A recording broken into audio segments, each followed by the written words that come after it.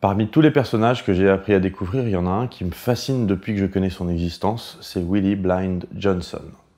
Willie Johnson est un noir américain qui est né dans la ville d'Independence au Texas en 1897, et vous allez voir que ce gars est vraiment la caricature de ce qu'est un bluesman. À 5 ans, il exprime à son père le souhait de devenir prêcheur et chanteur dans la vie, ce en quoi son père est plutôt content.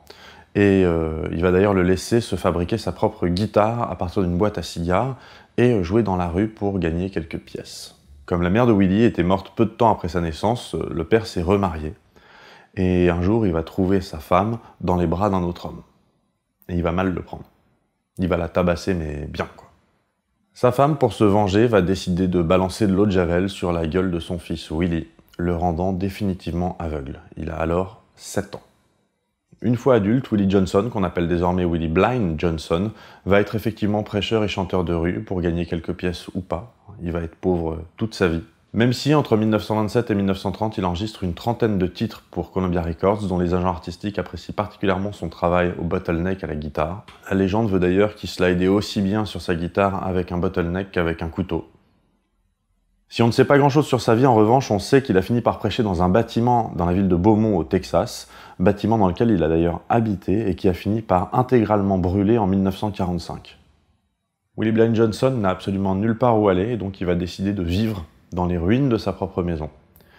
Il va y choper la malaria et ça finira par le tuer en septembre 1945.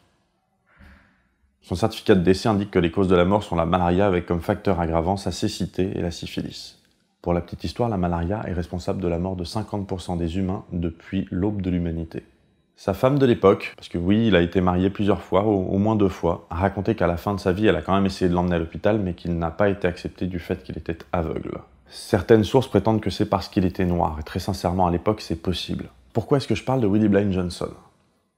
Parce que parmi les chansons qu'il a enregistrées, il y en avait une qui s'appelait « Dark was the night, cold was the ground », « Sombre était la nuit, froid était le sol ». Et il se trouve qu'un enregistrement de cette chanson se trouve sur 2 disques en or placés à bord des sondes Voyager 1 et Voyager 2. Voyager 1 qui est à plus de 19 milliards de kilomètres de la Terre, hors de l'influence du Soleil, littéralement dans l'espace interstellaire. Willie Blind Johnson est aujourd'hui une bouteille à la mer, littéralement à 19 milliards de kilomètres de la Terre, là où la nuit est sombre. Oui. Peut-être que dans 100 000 ans ou dans 1 million d'années, l'humanité n'existera plus. C'est bien possible.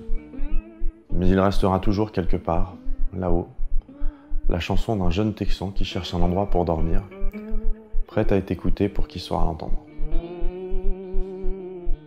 Prenez le temps d'y penser.